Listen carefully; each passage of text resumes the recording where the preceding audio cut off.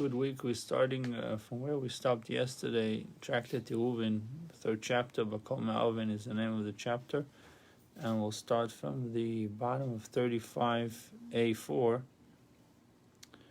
So the Gemara questioned the need for the third and fourth cases. 35a2. Right. Oh, it's an A4. Oh, yeah, 35a4. Okay. So the bottom of it, in the right column, it says Oy Nisaf, or if the Eruv burnt, Tuma v'nitmes, Lamali. So why do we need these two cases? So the Gemara says, Tana Nisaf, the Mishnah taught the case of Eruv that burnt. The Gemara gave us what was the case of Eruv that burnt. If somebody prepared a plate of food and the purpose of preparing the plate was to extend his ability to walk on Shabbos for another 2,000 amas, he placed it and found out that the Eruv was burnt. So we learned that his Eruv is not valid.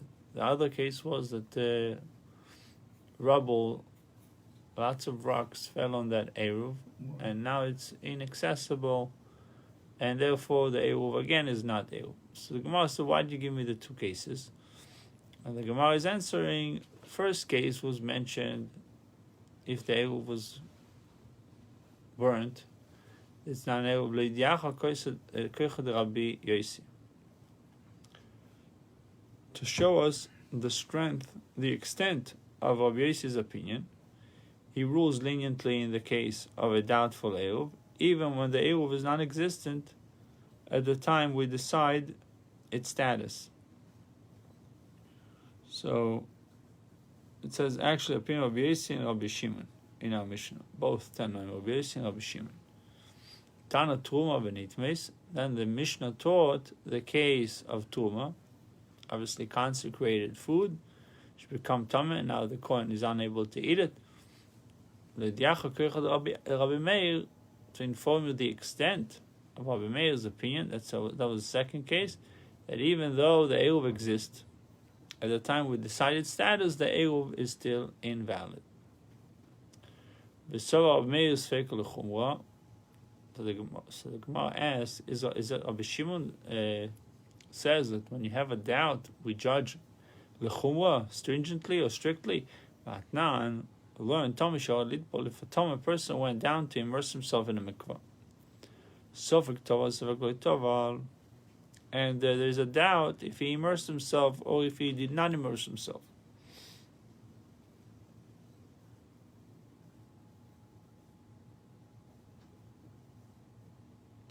The question is, there's a doubt if he immersed himself or immersed himself properly. Right. Maybe if the entire body was immersed simultaneously, or if his body was free of chatzitzes, meaning that if he had any kind of, if he had something on his body was not perfectly clean, and therefore there's a good chance that there was a separation, so his tabling was not right, was not done properly. So in the case of a doubt, even if he did immerse, so we have a doubt whether the mikveh contained 40 seah or did not contain 40 seah. So there is a question whether the mikveh contained the sufficient amount of water. Similarly with the case of two mikvahs, two mikvahs, one has the 40 seah, the right measure, and one doesn't have. He immersed himself in one of them, and is not sure which one he went to. Sveiko Tome, his doubt is still Tome. Only dealing with severe Tuma. When his Tuma is biblical in origin.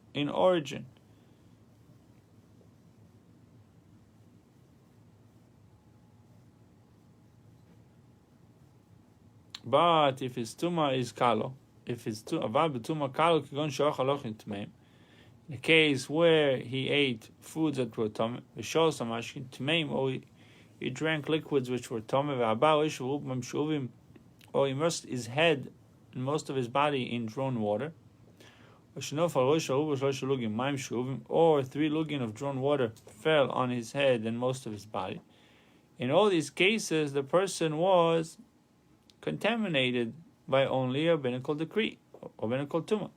And then this person went down to immerse himself in a mikvah. Sofik toval, sofik lo toval, and there is a doubt if he immersed himself or if he did not immerse himself. Even if he did immerse himself, sofik toval ba'al bo himself, sofik lo toval ba'al bo himself. There's a doubt if he immersed himself in 40 seah of water, or if he did not immerse himself in 40 seah. Similarly in the case of 2 mikvahs. One has 40 and one doesn't. Immerse himself in one, we're not sure which one. In all these cases, it's doubtful. Immersion is sufficient to render him tahor, since involved here is only question of rabbinical tumah. Rabbi Yossi rules that the person remains tameh, even though this is only a question of rabbinical tumah. And this Mishnah, Rabbi Meir, who is the anonymous Tanakama, rules leniently in a case of a doubt. In a case of doubt, which involves rabbinical law. Why then does he rule strictly in a case of doubt involving rabbinical law of Techumin? Point is, if we establish that Rabbi Meir rules leniently in a case of doubtful tumah, which is rabbinical, why doesn't he rule leniently again in a case of a doubtful eruv, which is also rabbinical? So the Gemara answers, you understand, it's like they follow his line of reasoning, and if his line of reasoning is another place, does not match the line of reasoning over here. They want to figure out what's happening. Right. Why is that thing different than like the mikveh as opposed to the Eruv? Eruv is rabbinical. This is rabbinical. So what's the difference? Why over here leniently in the case of tumah you rule leniently if it's rabbinical tumah? In the case of eruv, you're ruling stringently, saying the eruv is not good. So the Gemara explains, so Rabbi Meir is of the opinion that the laws of Techumin are biblical in origin, and he therefore ruled strictly in regard to doubtful eruv. Good answer, right? Yeah. So Rabbi Meir Techumin d'oraisa. The Gemara says, is it really so? Does Rabbi Meir think that Techumin, that eruv Techumin, making eruv to extend your boundary, is a rabbinical or is biblical? That's what he really thinks. So but we'll learn regarding a method of measuring the tchum, that for a mound or valley, one need not measure the slopes, rather he should span it. What does it mean he should span it? It says in 19, using a rope 50 amos long, 2 people stand on either side of the valley and measure the distance across it. In the case of a mound, the rope is held above it. Measuring the inclines would effectively reduce the length of the tchum. Why would it increase if you're going to here I have a big mountain and you put a string up and down, it's longer than straight. No, the idea of the rope is just for measuring, right? Okay. So it says, regarding the method of measuring the tchum, mound or valley, one need not measure the slopes, rather he should span it. Which means, if he's unable to span it because the valley is mound is too wide, case of in this case, Rabbi Destai Vayanai said in the name of Rabbi Meir, Shamati Shemekadrin Be'orim. I have heard that we pierce mountains. Which means, if the width of the mountain is greater than 50 amos, and so cannot be spanned with the standard measuring rope, the mountain is regarded as though a tunnel had been drilled through it, thereby enabling one to measure the level of distance from one side to the other. This method is explained in detail on 58b. So, written about 20 pages from now, we'll see it, this method of measuring, and we're making it as if we drilled a tunnel through the mountain. This lenient method of measuring would allow for a greater tchum. If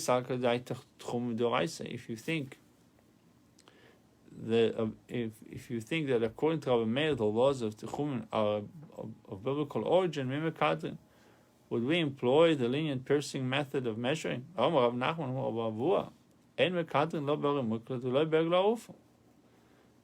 We do not measure a mound or valley by the piercing method, not with regard to the cities of refuge, and not with regard to the decapitated calf.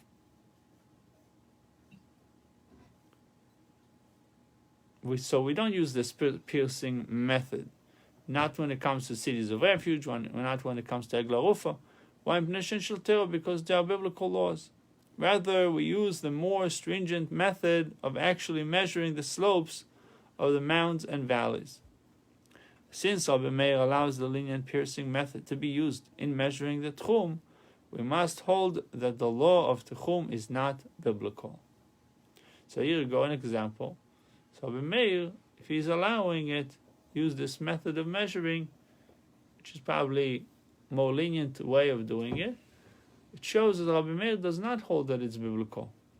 The ruling stated by Rabbi Meir in our Mishnah reflects his own opinion that the law of Tchum is biblical origin, is of biblical origin. And in the case of doubt, we rule strictly.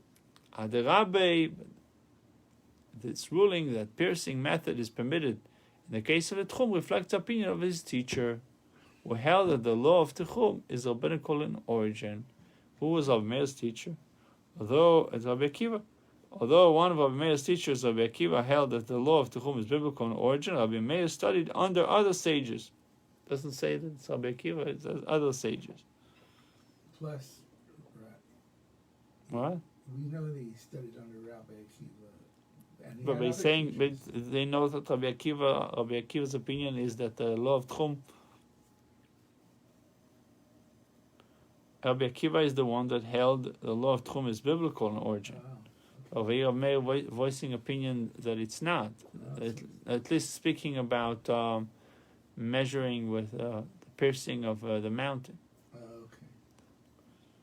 I've heard that the teacher of Rabbi Akiva was Nachum Ish Gamzu. One of his teachers.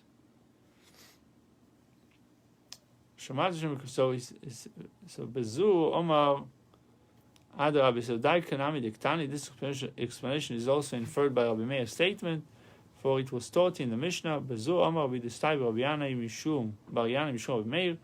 In this case, Rabbi Distai Bar Yana said in the name of Rabbi Meir, Shomati Shemikadim Borim. I've heard that we pierce mountains. Since Rabbi Meir said I've heard, the implication is that he was merely reporting the opinion of his teachers.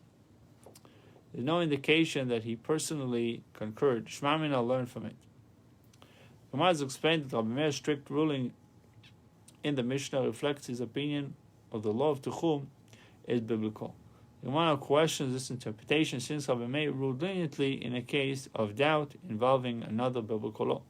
But there is a contradiction between two biblical laws according to Rabbi Meir. That none.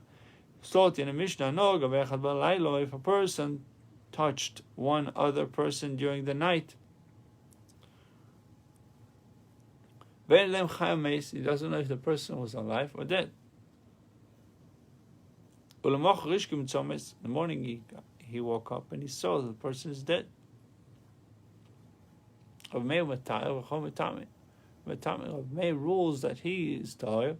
Since the deceased was alive yesterday, we apply the rule of chazaka. If it was alive yesterday, he was probably alive when you touched him, and proceed as if he did not die until just before we found him in the morning. Now, hence, the one who touched him during the night is toher, and the sages rule that he is tameh. Why Shekola Tmeis B'Shas Sham Tziosom? Because we look at the time of discovery. So, because all doubtful cases of tumor are decided according to their status at the time of discovery. So, Rabbi Meir think differently, that we have a chazaka that he was alive and he probably touched him when he was alive. The rabbi said, no, we look at the time of discovery. And as much as Rabbi Meir applies the rule of chazaka to achieve a lenient ruling in the case of tumor, which also involves biblical law, why does he not rule similarly in our Mishnah? Rabbi Meir said that Rabbi Meir would normally apply chazaka and rule leniently. Mishnatenu shoya aleh sheretz kol ben hashmoshes. In the case of our Mishnah, a dead, creeping creature was on the teruma during the entire twilight period. Since the eruv food was definitely tummy while it was still day, the rules of chazaka do not apply.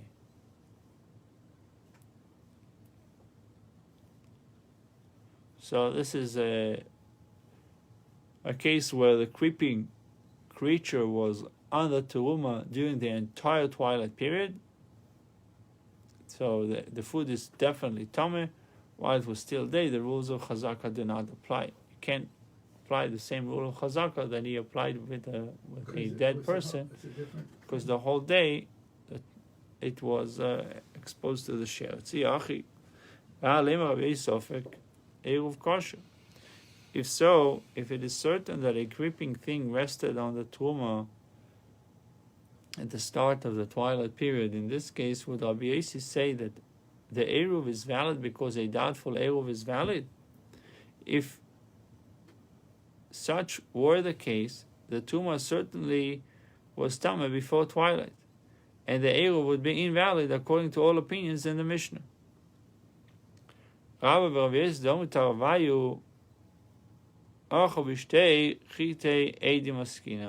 in our Mishnah we are dealing with two sets of witnesses. One